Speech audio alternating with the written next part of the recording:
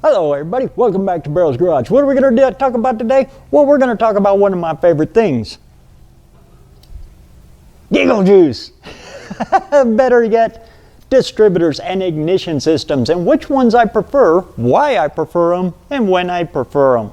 Because actually, I like them all. The good old dizzy, and how to get your giggle juice from here to where you need it, how you need it, and when you need it. Let's dive in and I'll show you, because I've got examples of all of them. And I use all of them. It all depends on what I'm doing. Here we go, and I'll show you why I do what I do when I do. Here we go. Okay, to start this all off, we got to start at the beginning. Well, almost the beginning, but you guys will get the point here. And speaking of points, here we go. The good old reliable point system. This is where it all started. Now, to show you here on all of these systems, I've got pretty much the full evolution for standard distributors. Here I've got a Ford, because I got a lot of Fords around here, but this applies to all of them. Here I got the Ford point system. It uses ignition contact points. They're by far the most simple. Then we jump up into HEI, and I'll explain these all later. This happens to be a Ford Dura-Spark, and well, honestly, it's very close to the Mopar version. And I'll get into that and I'll explain the differences between Ford's Dura-Spark and Mopars, but they're very similar. Also, we have the old standby right here, the GM HEI distributor. And then afterwards, we'll dive on into here with aftermarket high performance stuff. And when I use this stuff, why I use it, and where I use it. Okay, start things off, we're going to start with points. Points distributors, you can see right there, that's the rotor. Pretty simple. Down inside there, I don't know if you can see it there, but you can see the points. All points are is basically a light switch in your house. A little light switch turns the lights on and off. That's what points are. Right there, when those point contacts come together, it sends the spark to the coil, which relays that down onto your rotor, onto the center of the rotor here, shoots that electricity across to your pickup here, and as your engine is spinning, that comes around, well, let's go forward here, counterclockwise, through your cap, and it sends the electricity from the coil to each spark plug all the way around, through the spark plug wires all the way out to your spark plug, which ignites your spark plug, which is kind of like a Jacob's ladder. I don't know if you remember Jacob's ladder, those little things that had the two bars that come up and the electric spark that would basically the same thing on your spark plug. Now, what goes on inside your engine is pretty simple. When it comes time to spark, you see on every spark plug it's got the ground strap that comes up here. Now, a little tidbit here. This is one of my old masking spark plugs. This is for a Chevy. But the reason I use these old spark plugs when I paint an engine is because you don't want any paint from your engine block getting down onto your spark plug threads or where your spark plug body meets into the engine block. You want that bare and clean, because that's what grounds this. This little strap that comes up off the top of your spark plug, that's the ground strap. The electricity comes through the center of it here, and it causes the arc like a Jacob's ladder. Now, of course, the bigger the gap in here, the more you can get, the more spark you can get. The more spark, the more chance it has of igniting your fuel mixture. Now, there's a massive misconception on what goes on inside your engine when it comes time for that spark to hit. When that spark hits, it's only igniting it. It is not supposed to cause your fuel to explode. If your fuel explodes, that's called ping. And ping, like I've said in many of my other videos, should be stricken from the language on automotive, because what ping is detonation or explosion, and you don't want that. What you want is a nice, clean, even burn inside of your cylinder, because that's what creates the pressure.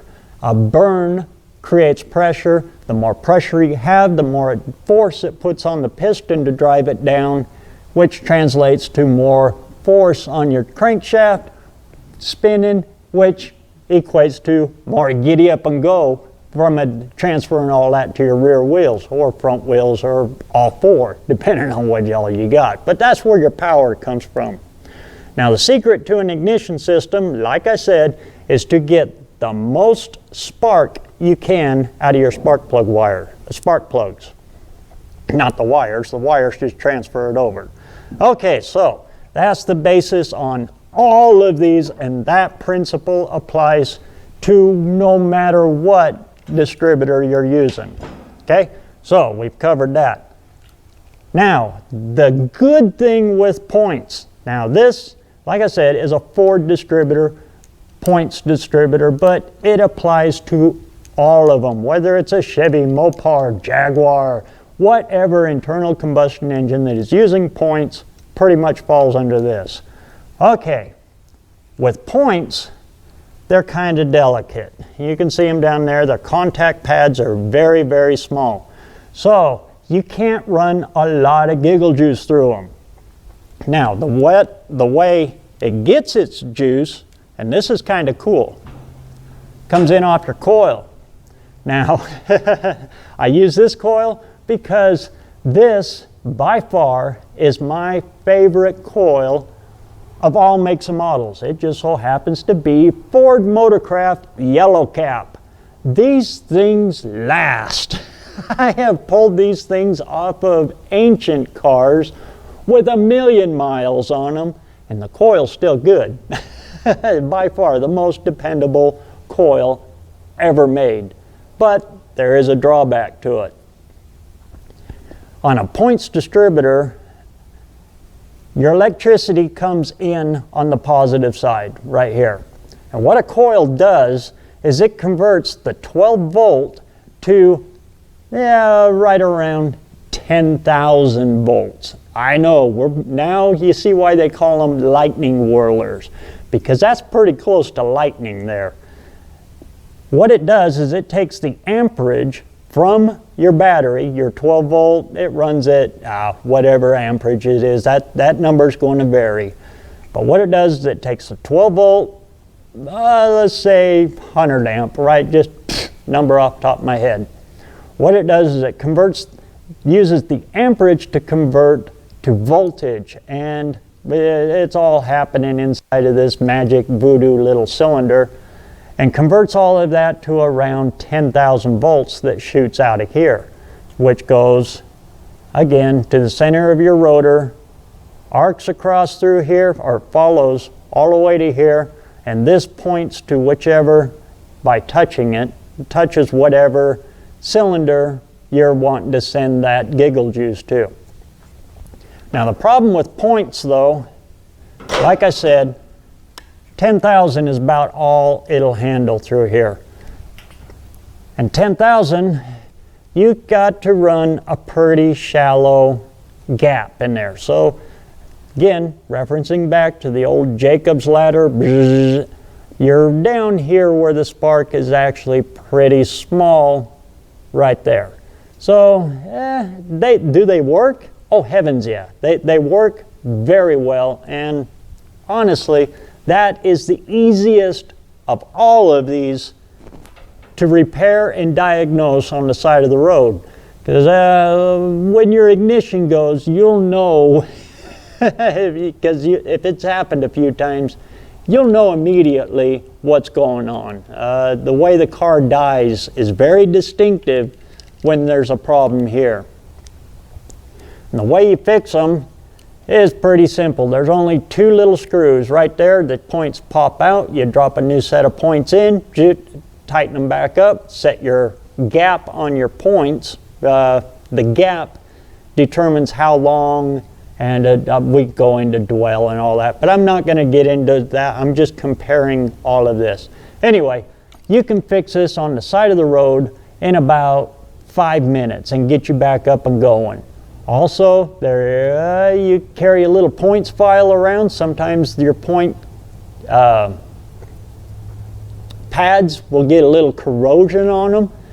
All you got to do is take a little emery cloth or a fingernail file or whatever, rub it across the points, make contact again, boom, you're back up and going. The point to points is they're very, very easy to diagnose and fix and get you home. Very simple.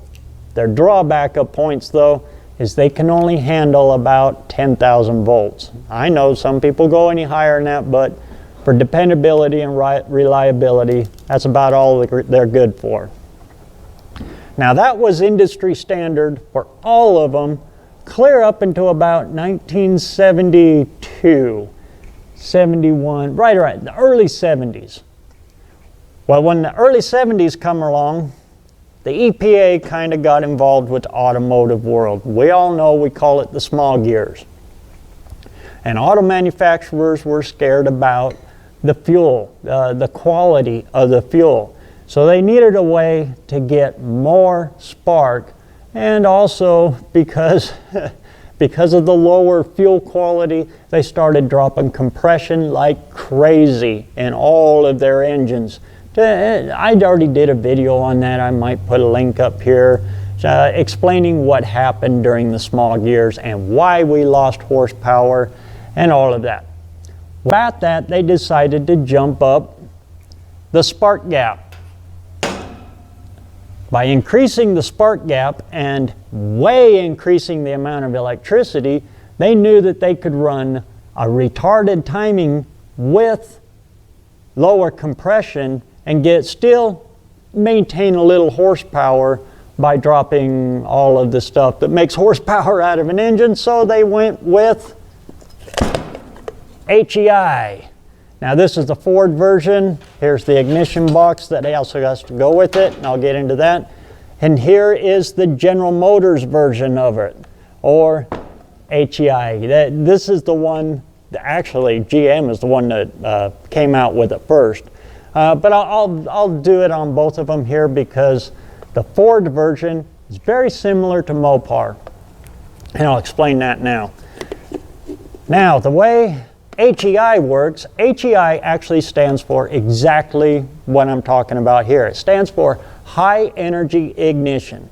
What it is it's sending not 10,000 volts that your points could do, it's now sending 40,000. Yeah, that's a lot of juice. So with that 40,000 volts, they were able to run a much bigger gap and a much hotter plug. So it got, again, the example with the Jacob's ladder, they got farther up the ladder so they could run a longer, hotter spark in order to get more cleaner burn. And with that came more horsepower because they were getting an even burn and burning almost all. Yeah, you know, there is a little bit of loss in that, but they were getting more burn, more bang for their buck, basically. So now we go into my favorites on these. I'm gonna just show you on Ford first. Now, before I dive into this, though, I got to give credit where credit is due because a guy has done a much better video than me on it, and I'll put a link to his channel here somewhere, probably down in the description, because he does a very good job with this. Go check him out. Anyway, the reason I like the Ford Dura-Spark, here I'll show you. They got a two-piece cap, okay? This is actually a later one. The first version, I'll get into that here in just a second because this gets really cool. Okay, so they needed a hotter spark, so they came out with this on the stock version. Like I said, this is a little later. This is a big cap. All they did, it's the exact same thing. rotor, the cap, the rotor does the exact same thing as the old point system did. It's just running a much hotter spark. And to do away with the points, that was the limitation here, they did it with a magnetic pickup. Here you can see inside of this one, they replaced the old cam wheel that the points rides on with this little star thing right here. It's called a rectifying wheel. And right here, this is the magnetic pickup. Every time one of these cogs on this wheel comes around and lines up with this magnet here, it does exactly what the points is doing and sends a signal to send spark. Okay? Pretty simple. Now, the beauty of Ford with this Dura-Spark though, as you can see here with the points distributor, they're exactly the same. Exactly the same size. They are the exact same distributor on the bottom.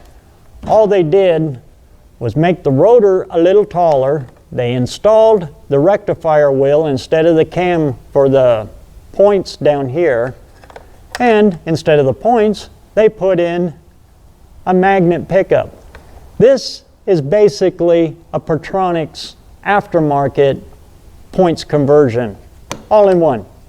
Now, if you don't have the room on your Ford to run this big monstrosity of a cap, and there's another drawback of this cap. When it's all clicked into place, and the points also suffer from this, as this thing is spinning, you can see this one's actually pretty tight, but it does move a little. Every one of these joints where separate pieces are, it moves a little. I don't know if you can see how much there. A little bit of movement on your cap here is a whole lot of degrees on your camshaft. So these, they were a little bit sloppy, so you get a little bit of variable timing as it's spinning. I'll just put it that way to you. The centrifugal forces going on in here, that can cause the cap to rotate a little bit. And like I said, a little bit of movement here is a whole lot of degrees on your crankshaft for your timing. It's adjusting your timing when you don't want it to be adjusting. So that is one drawback of this, and the basic points. Points will do, your old points cap does the same thing. But let's say you don't have room for this, because this cap is obnoxiously huge. It's the same size as a GM one over here. Say you're fighting around for a tunnel ram or something like that, but you got your points distributor here. Well, a really cool thing about that, here's the rotor out of my points. Slap that on there, take your points cap,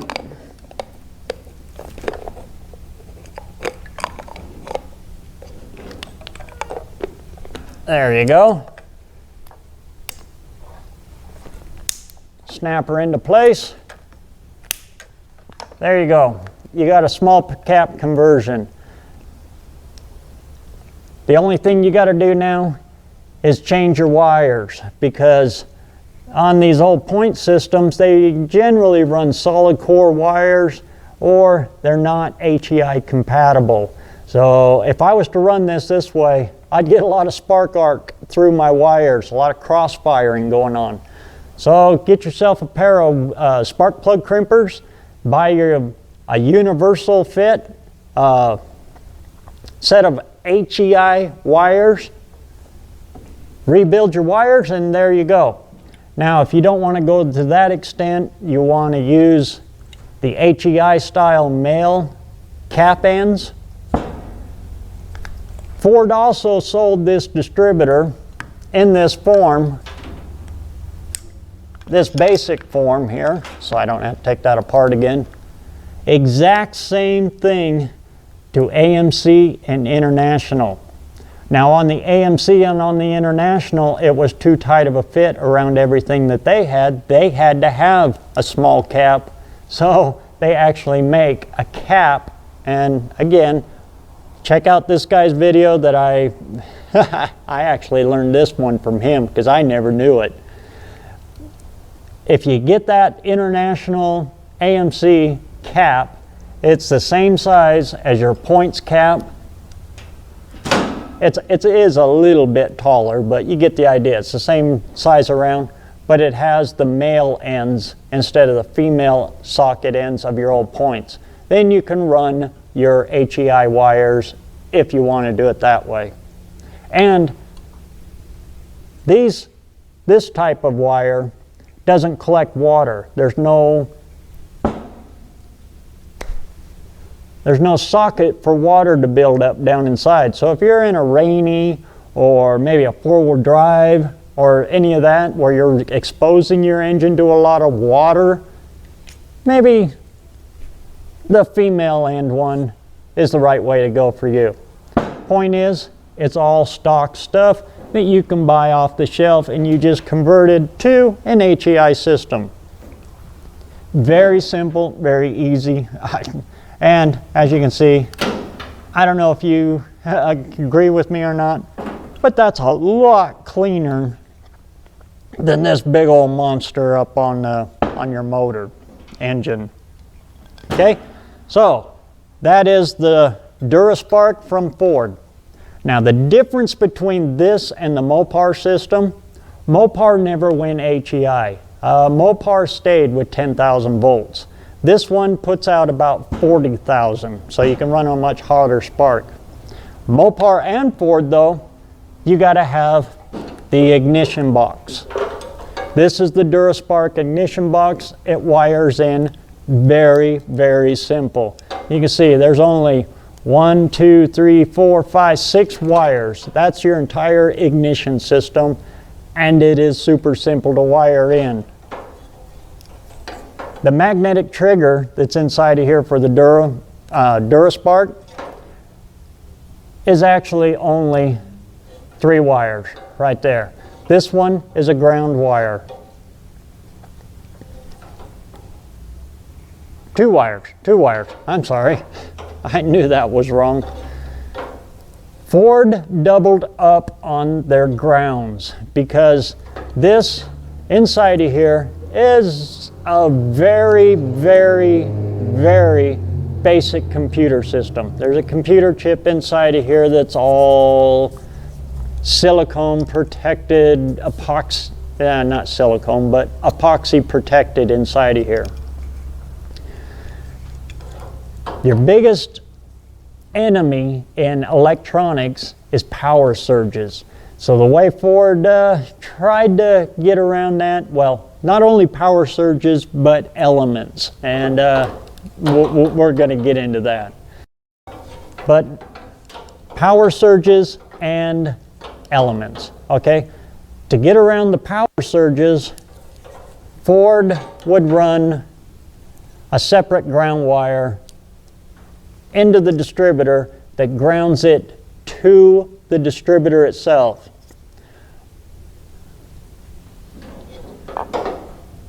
Let's see here. There we go. That clicks tight. That's a good one. Right here off of your magnetic pickup, only 2 wires go to the magnetic pickup. These 2 right here, the purple and the orange. The orange is power in, the purple is power out. Or I got that backwards. I can't think right now. I'm trying to think of too many things, but that's all it is. 1 wire sends the power to, and then when because that's all it is a magnetic switch. When this wheel comes around and makes contact, it sends the power back to the module here, telling it's time to throw spark to the ignition, to the coil. And then the coil sends it back through onto your rotor, and your rotor sends it through. You get all of that. I've already explained that. I don't need to do it again. So that's all it is. Just 2 wires go to the ignition module, the pickup, the magnetic pickup. The other black wire is just a ground that grounds to the body, and it grounds the body of the distributor over to your ignition box.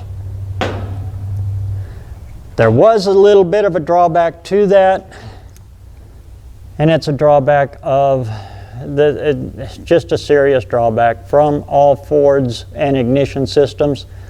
This is made of aluminum, cast aluminum. It goes into a cast iron block, and there's a lot of electricity going on up here.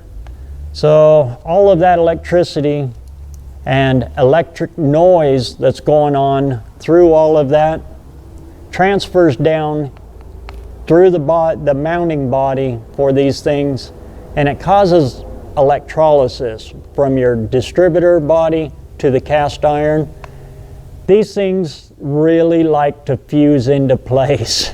So if you're trying to pull or turn a distributor, any distributor, even the points ones would do this.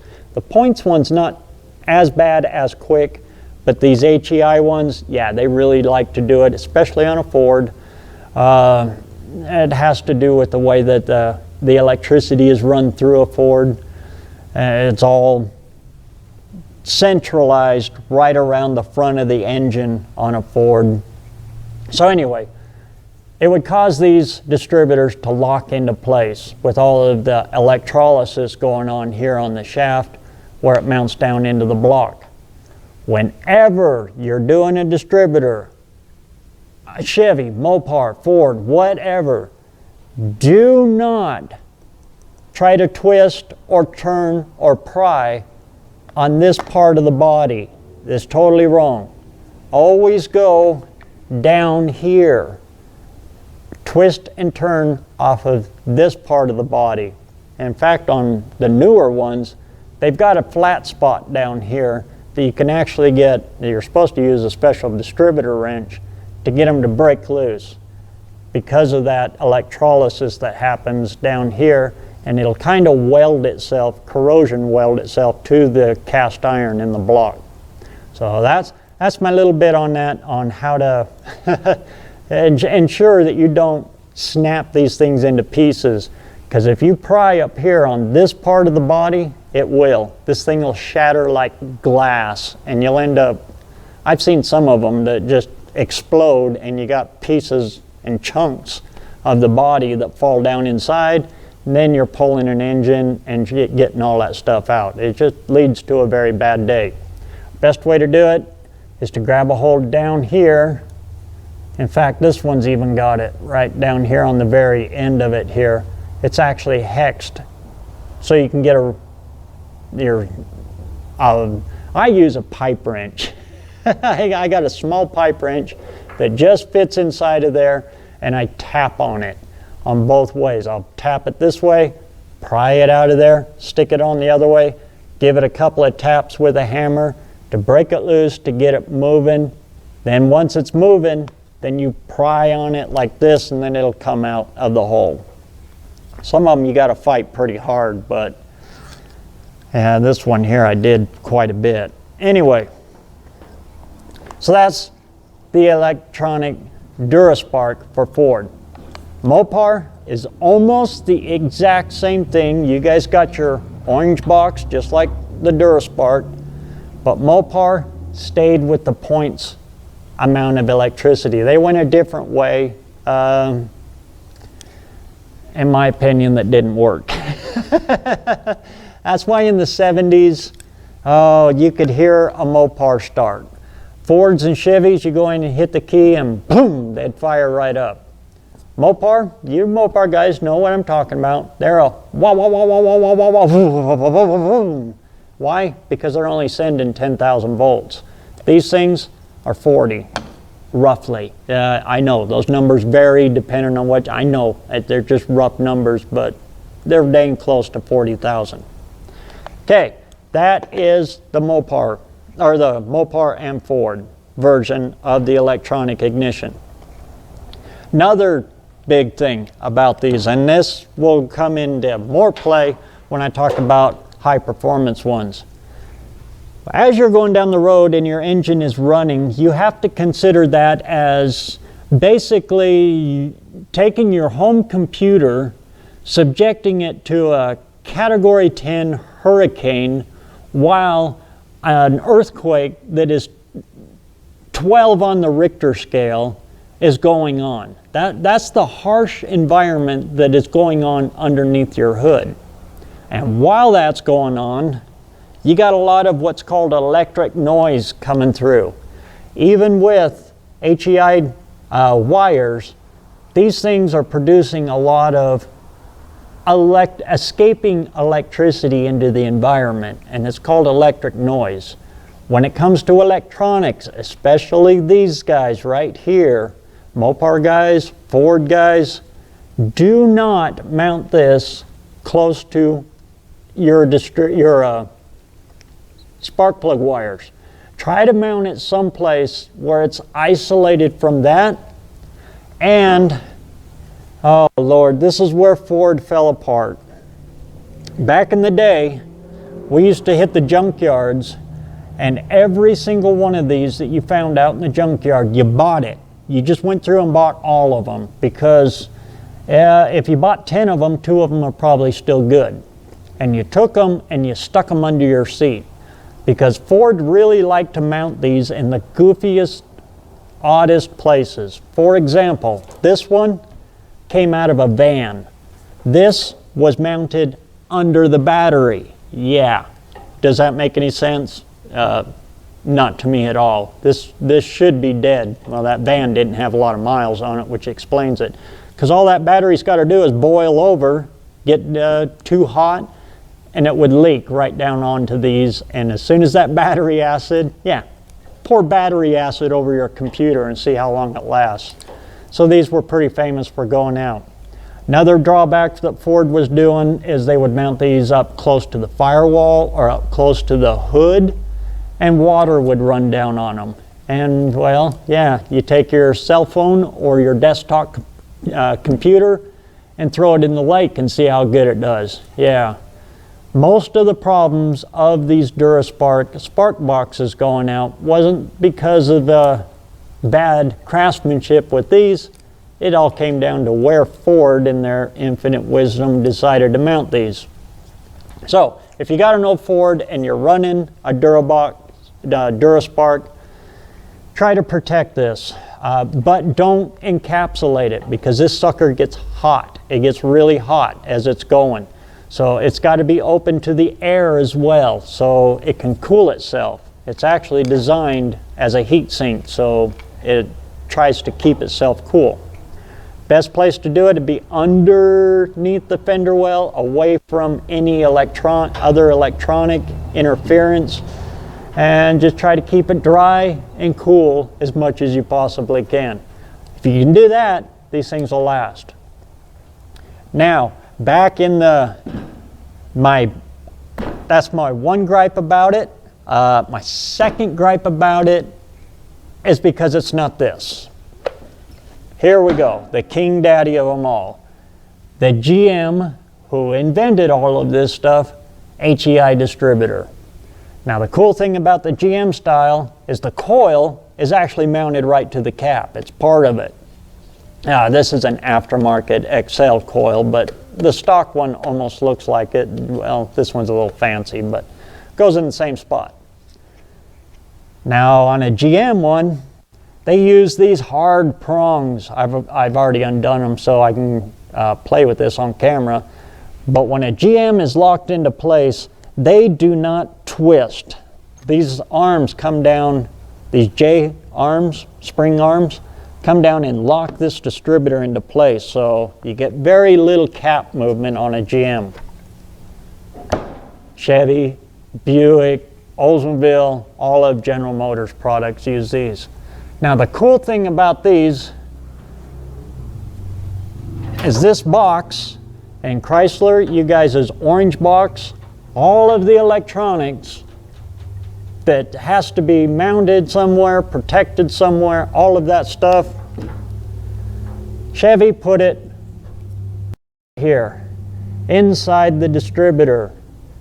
When it's down here below the plate and everything, and when you put these in, you always put a little dielectric grease underneath them, and it helps prevent all of that electronic noise. But by mounting them down here, for some reason, it doesn't pick up a lot of that interference. I don't know if it's because it's so close or what. But you get all of this stuff, all of your box, all of your ignition is down in here in this nice little, tight little package inside of the distributor. Now the drawback of these things is that's usually what goes out, is that. The good thing about a Chevy GM though is that generally runs you about 30 bucks is all. Now when these first came out, when the Dura-Spark first came out, this thing was almost 200 bucks. Chevy, with that nice easy one right there, like I said, was about 30 bucks. And they both would go out about the same amount of time. So Chevy was cheap and easy. How do you replace it? There's two bolts right there, two little 5/16 bolts. Choop, choop, you pop that out. Well, you got to take the rotor off. Also, on a GM, their mechanical advance is up here on top. It's underneath this cap, this rotor right here. You pull this off and you can access your mechanical advance right there. On a Ford, it's underneath here. So you got to take this whole distributor apart in order to adjust your mechanical advance that rides right down inside of here. Chevy, very easy. And Chevy's pretty much always been that way, pretty much. Their mechanical advance rides on top, and that's why they have this goofy looking rotor, which does the exact same thing as all of these, everything does.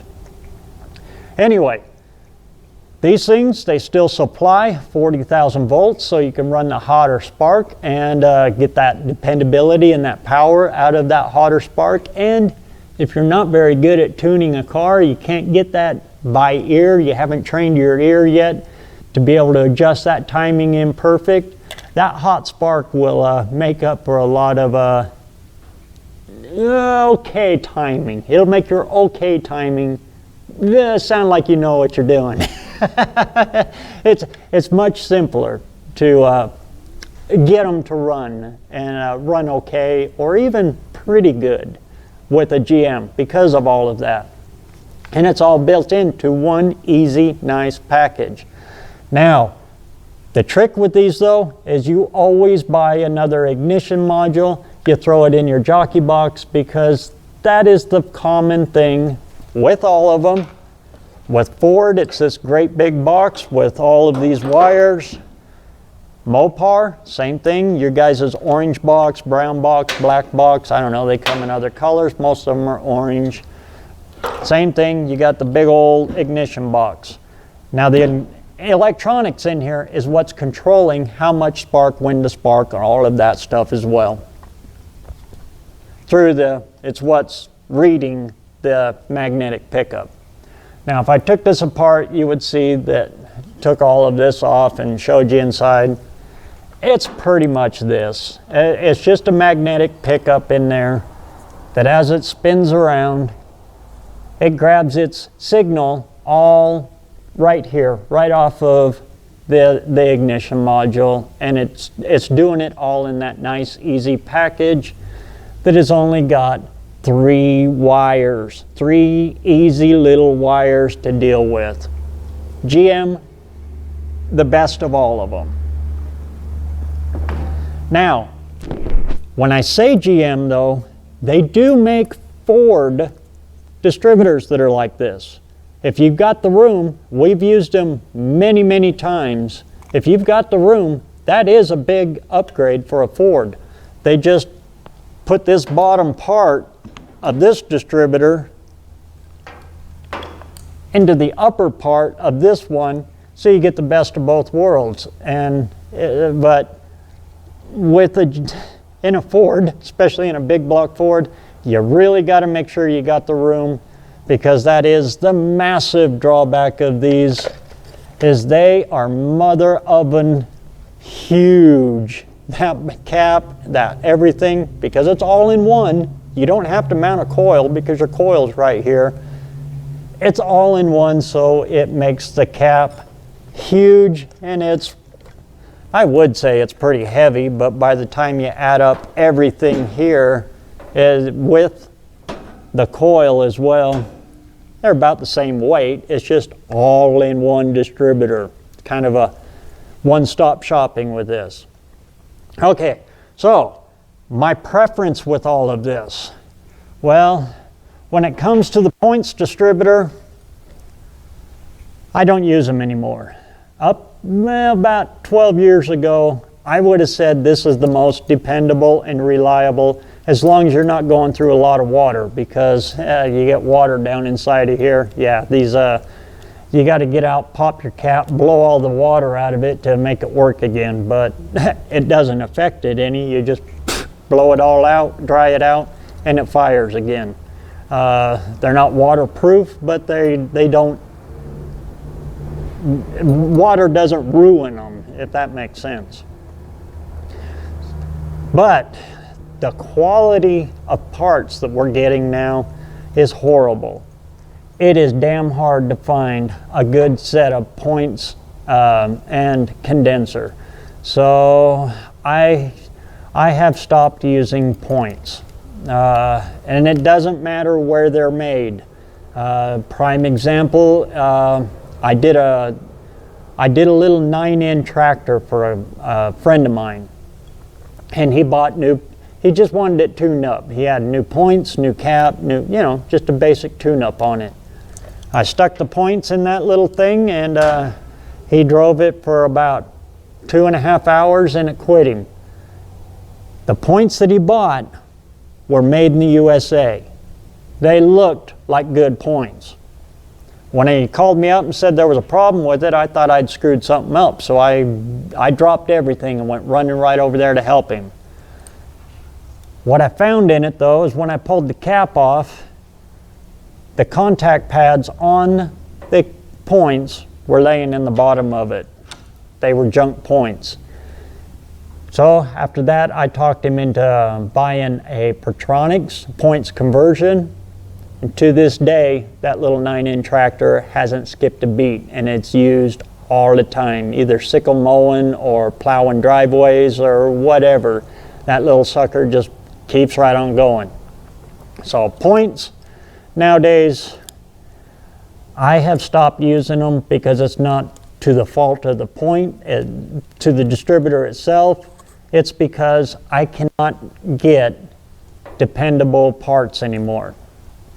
And if I have to play the internet game of searching for OEM stuff from 1968, I'm not going to do it. I'm just going to upgrade it to something that I can grab now, or I know I can grab. Those OEM parts are only going to last for so long, and with word like that getting out, well, I'm not the only channel that's talked about parts quality and, well, trying to get OEM stuff in order to keep this stuff going. And that's a limited supply, and it is almost gone. So if you have these, they work really good until they don't. And then if they quit working on you, I highly recommend changing them to a Pertronics. All it does is it eliminates the points here, and do it before they go bad. I also recommend that. The beauty of a Pertronics conversion, like I said, all you do is you take the condenser out and the points out. You take that out. It comes with the sleeve, the igniter 1. That's all you need is the igniter 1. The igniter 3, well, you use that if you want a rev limiter. There's other advantages, but other than that, just for the average Joe, just get the igniter 1. Comes with the sleeve that goes over your cam wheel here that just picks up the signal, and then your module, which is the Pertronics unit, takes the place of the points, and it picks up the spark signal, and then boom, off you go. But when you do it, change the coil. Change the coil to the Pertronics coil. The Pertronics coil is made for that. Okay, don't go mismatching parts. Whenever it comes to electronics, always match the parts perfectly. And the best way to do that is to just order it all at once. If you have any questions on anything that you might need, call Summit. Call them. Don't just go through the catalog. They have service reps in there that will walk you right through everything you need. Especially if you go with the Igniter 3, because the Igniter 3 takes a special coil. Very special coil. None of the other Pertronix coils work on them. You have to have that one. And the coils you get will say for electronic ignition on the bottom. Don't try to make this stuff work, okay? It does not work on them, even though that is the most dependable and durable coil ever made. The old Motorcraft yellow cap. God, I love that thing. Super small, super tight, and they last for frickin' ever. Problem is, they're only 10,000 volts. Anyway, so that's what I have started doing with all of my points. I convert them to a Pertronix electronic, and I change before my points go bad, because I can take these points and I can stick them in the Pertronix box, stick it in the jockey box with my old yellow cap, super dependable, old reliable, stick all that in the jockey box. If that Pertronix ever fails, in about 2 minutes I can have all of this put back on it, and back down the road I go while I'm waiting to get another Pertronix unit for it. Anyway, okay, that's what I do there. If I want to go Dura-Spark, most of my stuff, also I want the look of the old ignition system. As I showed in the beginning there, that's the exact same base as the old points distributor. All I got to do is put the old cap on it, the old rotor on it, and then I'll hide this someplace where it's not restricted from air, so it can cool, and it doesn't get around any of that electronic noise. I think it comes mostly from the wires themselves. That's why GM got around it. I don't know. I'm not an electrician. I'm just a rat rodder who likes to play around with parts. But anyway, that's generally the way I'll go with the Dura-Spark. And the price of the boxes have come way down. Like I was saying, back when these were first coming out in the 70s, 80s, that thing was almost 200 bucks, whereas the GM one was about 30 bucks. Now you can get these for about 50, 60, 70 bucks. They do cost more, but the price has really come down and it's reasonable once again. So will I run them? Yeah, when I gotta run them. And if I have room to hide this box in a place where water isn't gonna get to it, a battery isn't gonna boil over. I don't know why Ford did that on their vans. That's just stupid. If you have a van, pull this off and mount it someplace else. That was just crazy. And that's factory. Anyway, good system, and it keeps the old school look. You notice I do a lot of rat rods. Hot rod style is pretty important on those. And that makes it look like I'm still running points when I'm actually running an electronic distributor. And I'm getting a full 40,000. The old reliable, the good one. If I want dependability, ease of tuning, all of that stuff, right here. The GM HEI system.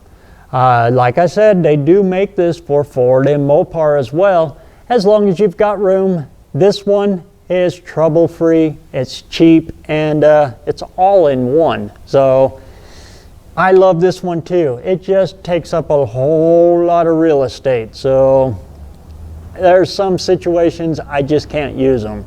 On a Tri-Fi Chevy, yeah, trying to fit one of these big caps in there, you're gonna have to do some firewall massaging.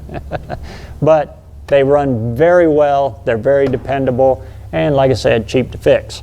Okay, so those are my main ones. But what about the one I was talking about at the beginning, the one I was showing you? Yeah, let's get into the good old giddy up. Yeah, this is a Mallory Unilight with a high fire, which is basically, this is MSD. You know, this is just Mallory's version of it. I used to like Mallory better than MSD. Now this is a little bit different. This is an MSD HEI. MSD stands for multiple spark ignition, and that's exactly what this is doing. Instead of sending a single spark, it sends multiple sparks for every ignition cycle. So you get a lot of burn. It makes sure that, yeah, you're burning all of the fuel and getting your power. This is for power. They work wonderful, but I gotta show you something. This one I took off of a 39 Chevy Coupe that had a big block Chevy in it. And this was all wired in.